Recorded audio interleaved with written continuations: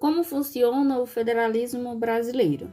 O federalismo é uma forma de partilhar o poder do Estado dentre vários entes num determinado território.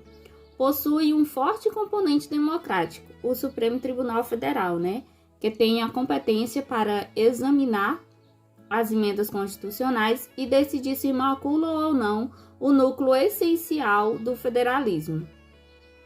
Como regra geral, os estados federados, que se unem para constituir a federação, o Estado Federal, são autônomos, isso é, possuem um conjunto de competências ou prerrogativas garantidas pela Constituição que não podem ser abolidas ou alteradas de modo unilateral pelo governo central.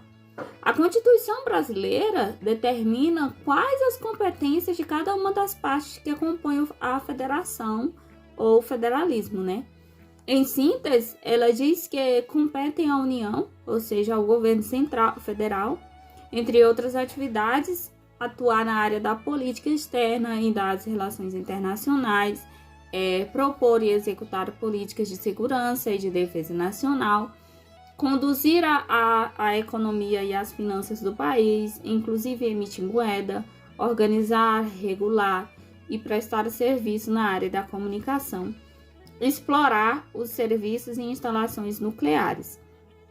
Existe aí vários tipos de federalismo, Eu vou dar destaque aqui para vocês o federalismo o federalismo centralizado e o federalismo cooperativo.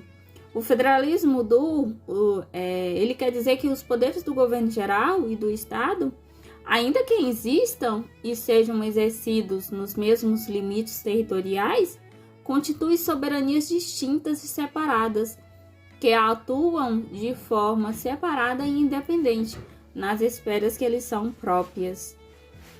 O federalismo centralizado implica aí na transformação dos governos estaduais e locais em agentes administrativos do governo federal, que possui forte envolvimento nos assuntos das unidades supranacionais, primazias e decisórias de recursos.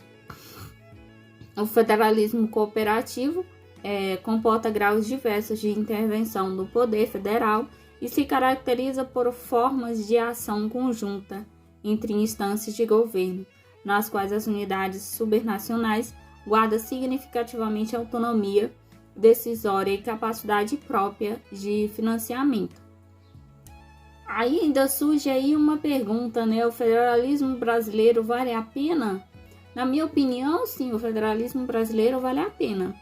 Por quê? Porque parcelas de recursos federais usada para custear o federalismo brasileiro é menor do que os encargos financiados da União, ou seja, as dívidas.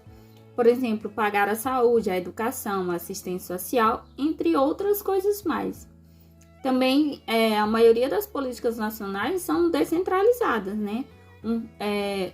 Eu diria que tudo isso é um ponto forte de que realmente vale a pena o federalismo no Brasil. E também a tendência à descentralização, mesmo em países não federalistas. Mas aí também, com tudo isso, com todas essas informações, ainda surge aí uma outra pergunta. O federalismo brasileiro funciona bem? Bom, existe aí ideias controversas em relação a isso, Se o federalismo brasileiro funciona bem ou não funciona bem.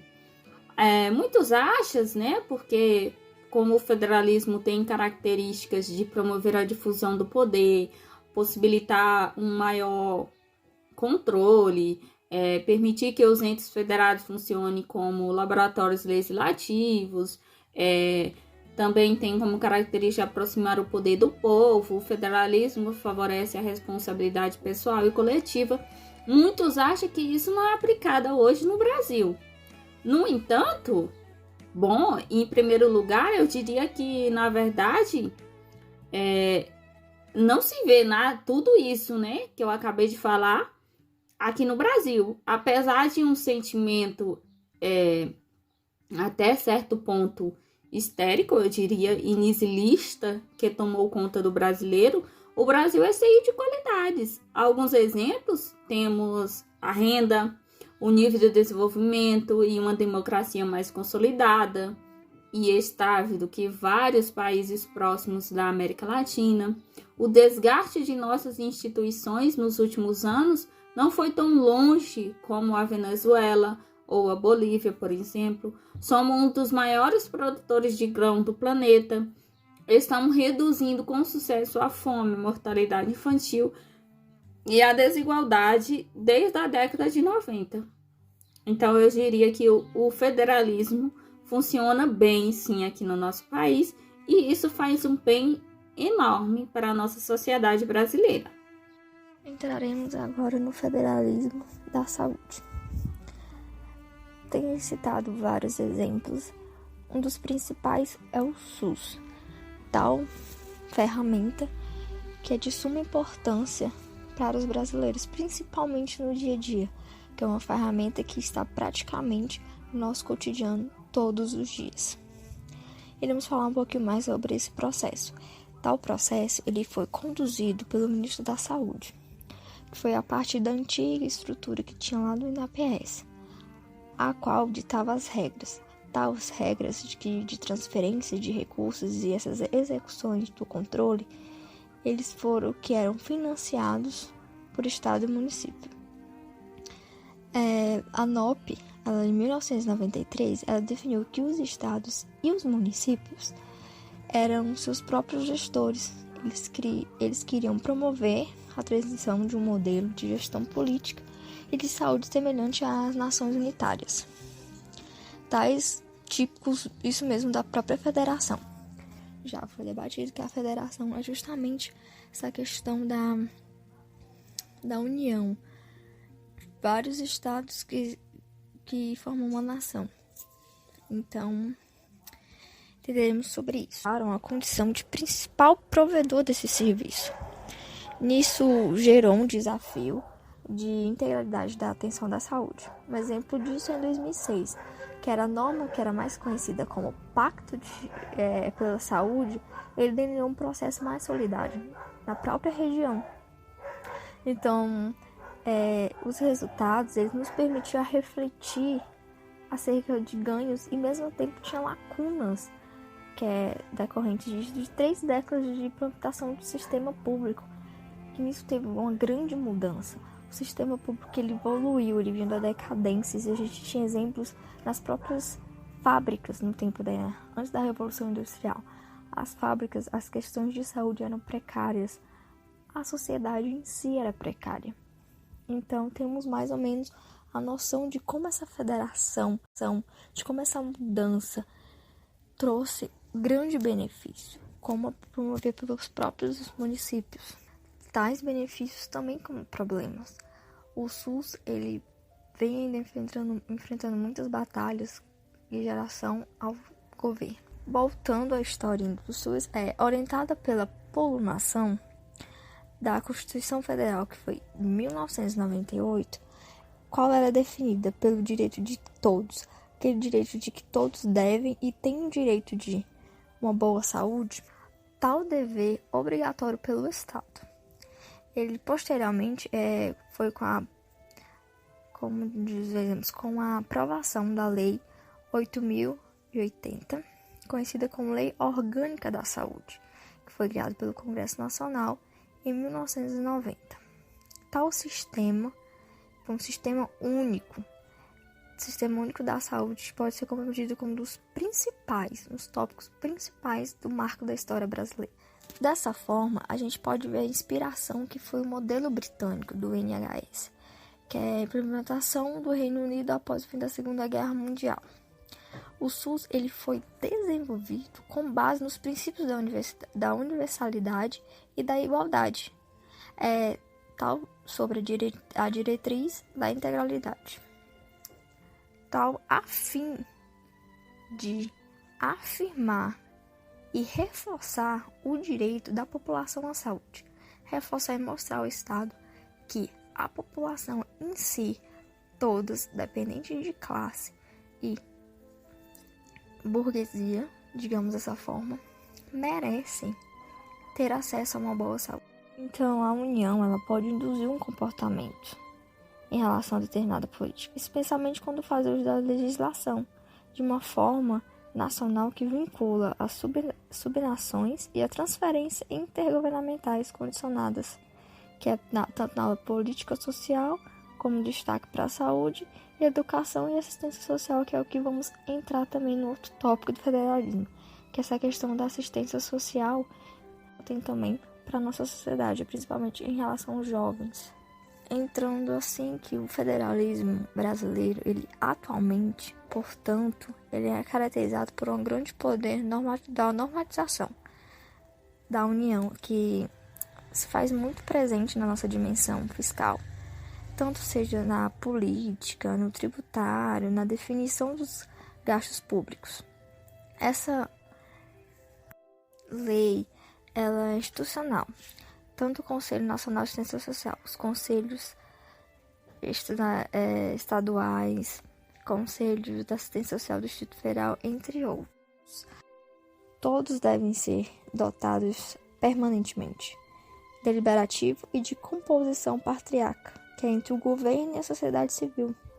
A política de assistência social ela é muito relevante, que serve para analisar em questão a busca por articulação federalista e participação social institucionalizada, tal organização de um sistema nacional que provisa de serviços públicos nos 3 níveis de governo, que envolve cofinanciamento e fundos setoriais, que contam com processo decisório participativo, tanto com a Constituição como a LOAS em seu processo, e artigo 20, no qual determinam a responsabilidade do poder público no financiamento dos benefícios, dos programas, dos serviços e dos projetos de assistência social. A LOAS, ela determinou a criação de fundos, tais fundos especialmente para assistência social, que foi um reforço da PNAS, que definiu sua existência, assim nas 3 esferas do governo, que foram a partir dos recursos do próprio governo e repasses intergovernamentais. A assistência social ajuda muito a sociedade, tanto para os jovens como para a questão da relação das crianças, para a nossa política, no tributário, na definição dos gastos públicos. Essa lei, ela é institucional. Tanto o Conselho Nacional de Assistência Social, os conselhos estaduais, conselhos da assistência social do Distrito Federal, entre outros. Todos devem ser dotados permanentemente, deliberativo e de composição patriarca, que é entre o governo e a sociedade civil. A política de assistência social ela é muito relevante, que serve para analisar em questão a busca por articulação federalista e participação social institucionalizada, tal organização de um sistema nacional que provisa de serviços públicos nos 3 níveis de governo, que envolve cofinanciamento e fundos setoriais, que contam com processo decisório participativo, tanto com a Constituição como a LOAS em seu processo, e artigo 20, no qual determinam a responsabilidade do poder público no financiamento dos benefícios, dos programas, dos serviços e dos projetos de assistência social. A LOAS, ela determinou a criação de fundos, tais fundos especialmente para assistência social, que foi um reforço da PNAS, que definiu sua existência, assim nas 3 esferas do governo, que foram a partir dos recursos do próprio governo e repasses intergovernamentais. A assistência social ajuda muito a sociedade, tanto para os jovens como para a questão da relação das crianças, para não sofrerem maus tratos, abuso sexual, trabalho infantil, além também de ajudar melhor a sociedade em si, a compactuar, nos auxiliar. Então, acho que a importância do federalismo da relação com isso nos ajudou bastante. Mesmo ainda sofremos com a questão da desigualdade,